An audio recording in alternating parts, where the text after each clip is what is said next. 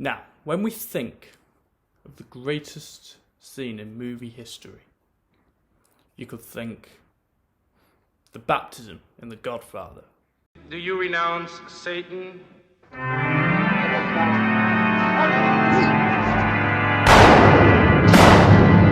do renounce. You could think the escape in Shawshank.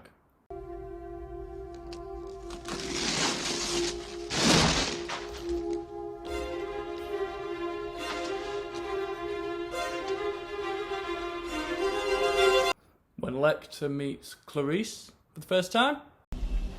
A census taker once tried to test me. I ate his liver with some fava beans and a nice Chianti.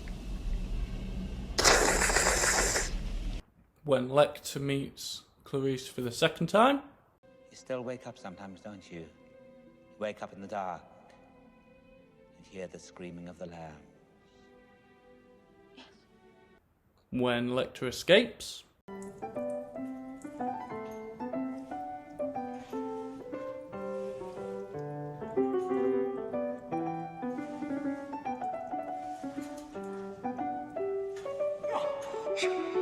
Quite a lot with Lecter, really, isn't there? Another film where there's loads is Jaws. You got the start with Chrissy Watkins, you've got when you see the shark for the first time, you've got when Quint gets eaten, you've got loads, right? You've got it when it blows up. Spoilers. Now with Jaws 4, the success of Jaws 1, right, one of the most successful films ever, it's one of the only films I call perfect. It's perfect, right? And the reason for that is because it's a monster movie, but you don't see much monster. It's the fear of the unknown, the unseen. That's why I don't see the shark for the first however long. But we got all these amazing characters. You got Roy Scheider, Richard Dreyfuss, and Robert Shaw, right? They're amazing. And the people who made Jaws 4 knew that. Thought, right, we need some amazing characters as well as this monster. And their story, right, not lying, was that the wife of Roy Scheider's character from the first one, so Ellen Brody, has a psychic connection with a shark. She knows that this shark is after them, right? Because Roy Scheider, why am I calling him Roy Scheider? Martin Brody, in the first two films, killed a shark. In the third one, I don't know, shark died. So in the fourth one, this shark is telepathically to Ellen Brody going, right, your husband killed two of my friends, so I'm coming after you. The shark is literally after them, because halfway through the film, the shark follows them from their home in New England to the Caribbean. It follows them from New England to the Caribbean. So for this final scene, we're in the Caribbean, where the shark has followed them to. And as the same in Jaws 1, 2, 3, we know what's going to happen.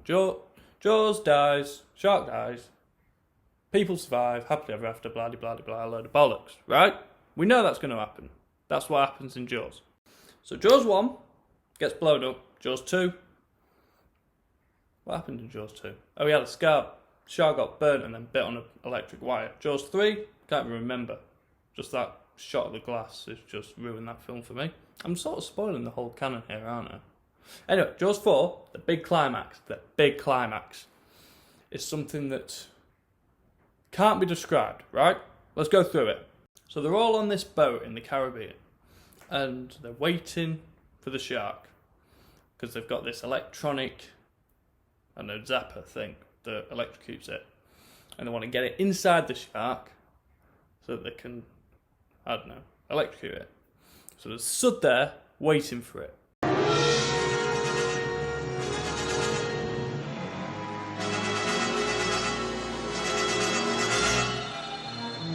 Damn thing's disappeared. He's gone.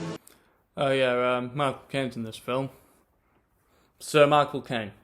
Sir, one of the finest British actors to ever live. Zulu, Get Carter, Italian Job, Alfie, Muppets Christmas Carol, the Dark Knight trilogy, Kingsman. He was in Jaws 4. He went through a spell of doing some actual proper crap movies. The Hand's a great one. He loses his hand and it goes around killing people. Get that watched. So the shark comes up at an angle that a shark just wouldn't be at, and it's going for Jake, who's holding the zapper thing. And he gets it in, but Jake gets eaten by the shark, even though he is a solid 3 foot away from it when he's screaming in peril.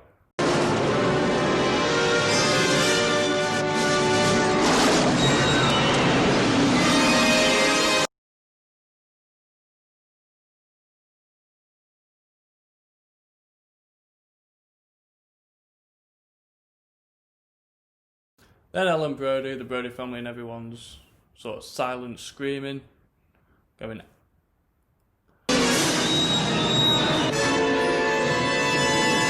which works in film if, say, you're Al Pacino.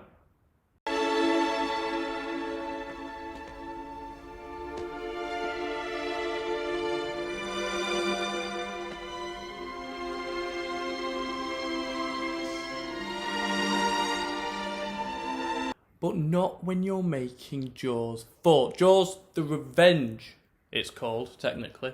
Jaws the Revenge, this time it's personal. Right? That's the name. Because the shark took things personal. It took the murder, well, it's not really murder, is it? The killing of sharks, personally, and is after the Brody family, who it followed from New England to the Caribbean. So Jake gets pulled into the water, even though the shark was nowhere near him. And the shark just starts being an arse, really. If you watch, the shark's just sort of playing around with him.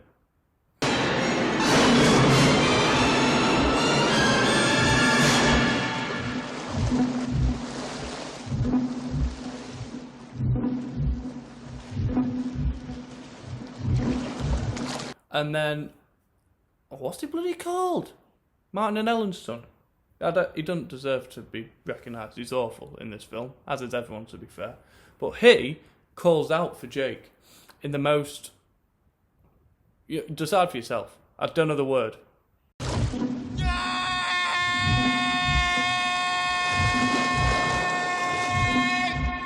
So then we get what I think the director thought... This is going to be the shot of the film. This is going to be the shot. Jake's been dragged under, right? One of the main characters is dead.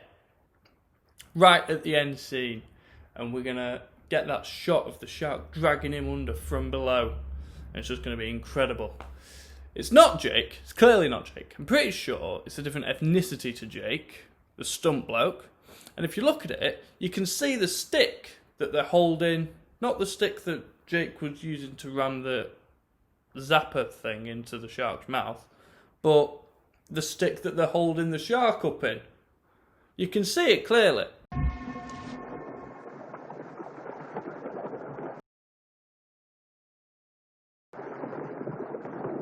But because Jake's now in the shark's mouth, so is the zapper.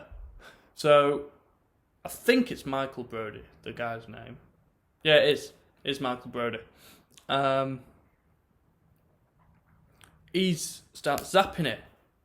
So now they can electrocute the shark. Shark's dead, happy days. So he presses it to electrocute it.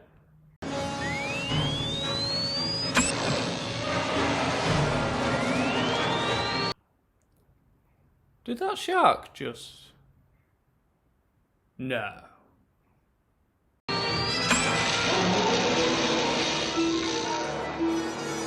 Yeah. That shark just roared. Sharks have no organs that can make sound. Sharks don't make a noise. But this I told you this was the greatest scene ever. This is just the start of it. Don't you worry. The shark roars. The shark that followed them from New England to the Caribbean, who is after this family, has now just roared. Sweet Jesus, they're heading straight for it. Come about, Ellen. Ellen, come about. No one hits Michael Caine. Seriously, no one hits Michael Caine. Not even Ellen. Watch it back. She hits him.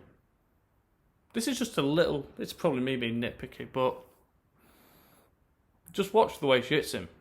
She hits about a foot behind his head.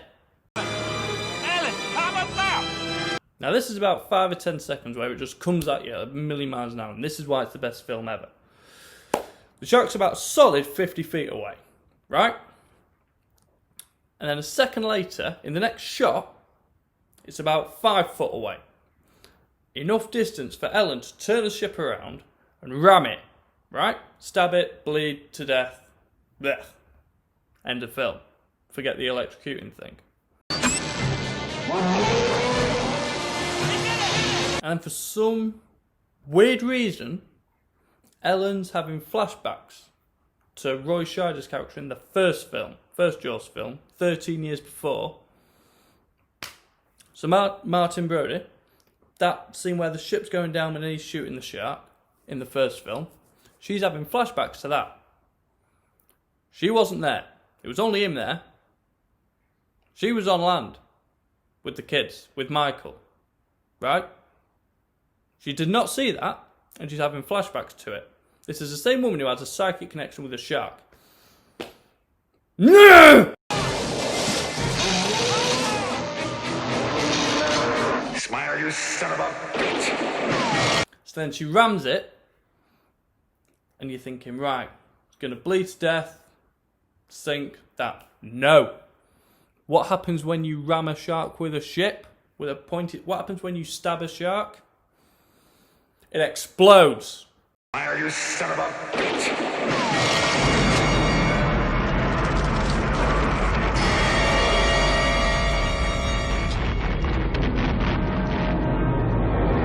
Although, if you watch it in very, very, very slow motion, this is probably me nitpicking again, but I don't care. This film is awful, this scene is awful, it deserves to be nitpicking. It's the best scene ever, because it's, by God, awful, right? If you look at when the shark explodes, right, just watch it.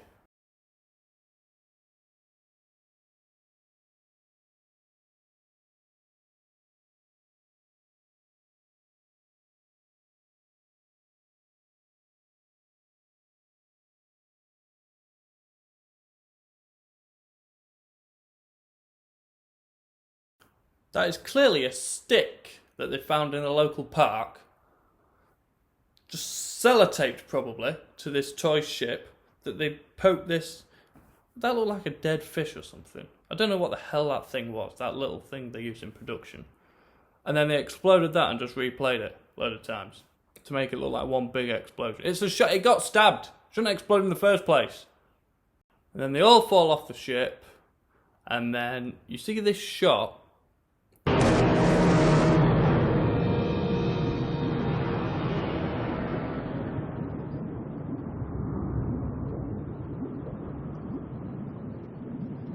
Considering the shark has exploded and just been rammed, there is no, and the boat's sinking, by the way, of course there's an explosion, of course the ship's going to sink.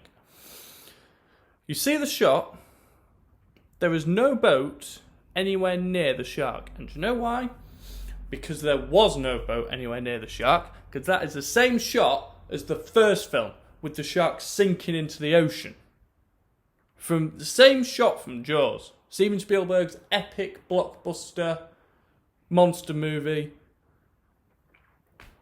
It's the same shot and they've just nicked it and it just doesn't fit anywhere. And so they're all in the water, happy days, la-di-la-di-la. It's all right, I'm okay.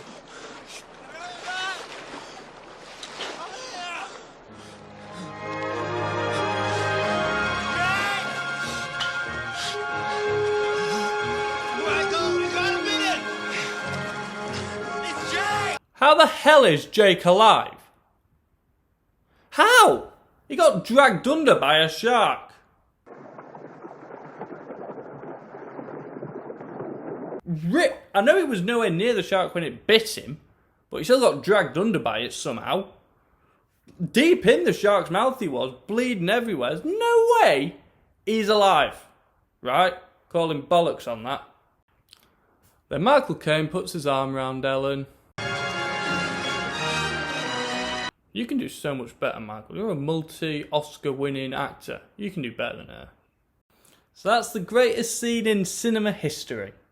Not The Godfather or Shawshank. The greatest scene in cinema history is a shark roaring, even though sharks don't roar. A shark exploding when it got stabbed. What else was there? Jake's alive, God knows how. It's just awful, right? And it's like 2 minutes, 3 minutes long, that scene. But it just comes at you at a million miles an hour. And I have no idea what the hell I've just watched.